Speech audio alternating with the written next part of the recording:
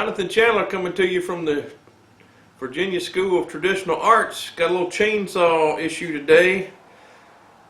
I'm going to show you what the chainsaw's doing. I hope the camera's catching it, but I've got gasoline as I use the chainsaw running out of the chainsaw in a stream.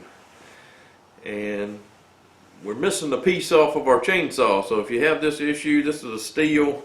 I've had two Stihls, both of them have ended up doing this. So I'm going to show you how to fix it today. Cost you a couple bucks, but it's just a real minor thing. We take off the back. There, I don't know if y'all can see what I'm pointing at. There's a little tube that sticks up out of your fuel tank. And it's supposed to have a little black hose on it, a little hose on it. That's an air filter. And basically what it does, it lets air into the gas tank, but supposedly not dirt.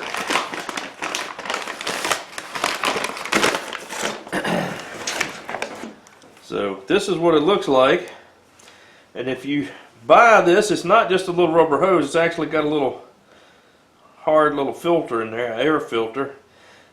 But basically it's just a little hose, and this just sticks down onto that little tube, which is very difficult for me to show y'all, but it's right there. And so what we're going to do, we may put a little oil on this, that might help it.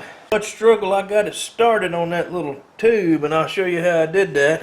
I stuck the little rubber piece over both ends of my plier here and twisted it around and around with some oil on it, and stretched it a little bit is what I was trying to do.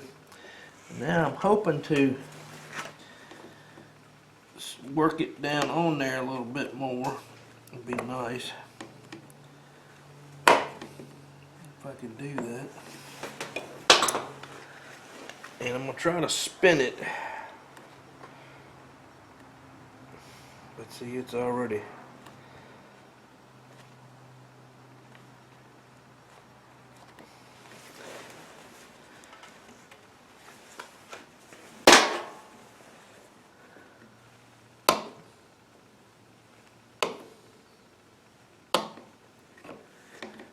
just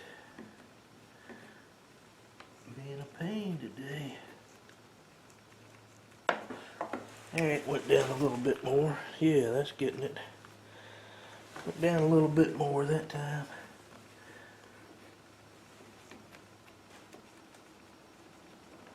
There we go. Now we're getting it almost down. It's almost tight to the bottom. One more little bit like that. The trick is got to get it started on there.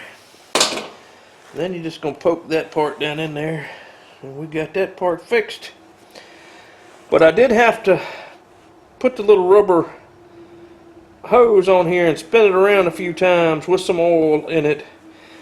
And basically I wanted that to stretch open a little bit. I used both one side of this and this, and it didn't seem to be fat enough. It wasn't giving me a big enough opening.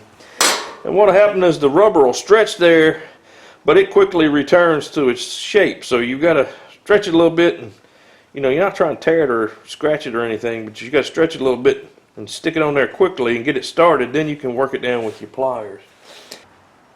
Hope this video helped you some. Just stretch out the little rubber end, little hose, and with a punch or something, and put a little oil on it, and just get it to start, and then you can work it down with your smooth pliers. We'll see you on the next one. Thank you now.